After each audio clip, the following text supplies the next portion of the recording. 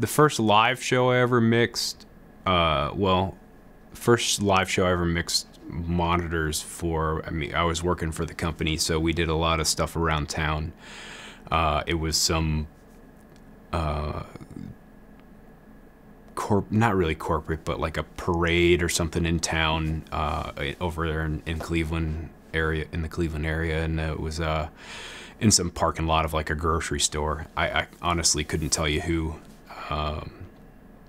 the name of the group was or anything, but I did monitors for that, and that was like, as far as I can remember, my first actual gig where I was on my own. Trial by fire with a lot of support, I think, is probably the most broad way to describe it.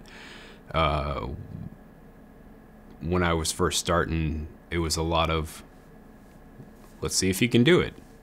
When I did my very first tour, I was the extra guy. I think I was the 5th guy or 6th guy in the tour. And that was just because they were able to squeeze me in. And so my goal for that tour was to learn how to fly the PA, learn how to do this, learn how to patch these things, and just the ins and outs of touring. My second tour, that was an arena tour. My second tour was a theater tour.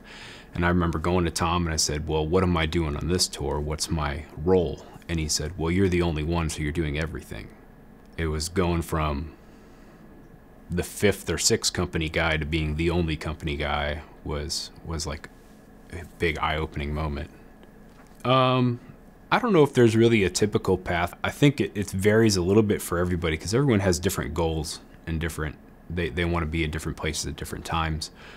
But I think that there's a relative consistency as far as if you can find a couple people to kind of work with, and that's probably the most consistent path. And it's just like, I think any other job is, if you can find a few people that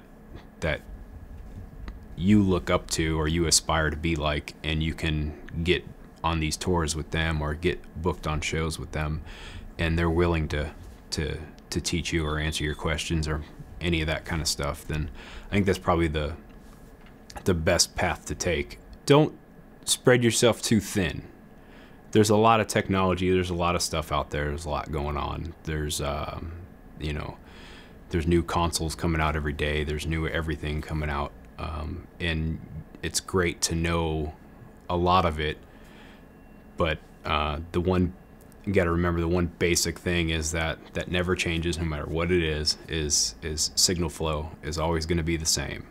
So make sure your basics, like your foundation, is as rock solid as it can be, because when it comes to troubleshooting and all that stuff, when you get in the positions, if you don't have that foundation, if you don't know how to troubleshoot or you don't understand signal flow, then you're going to be lost, and that's going to make or break your position on a gig.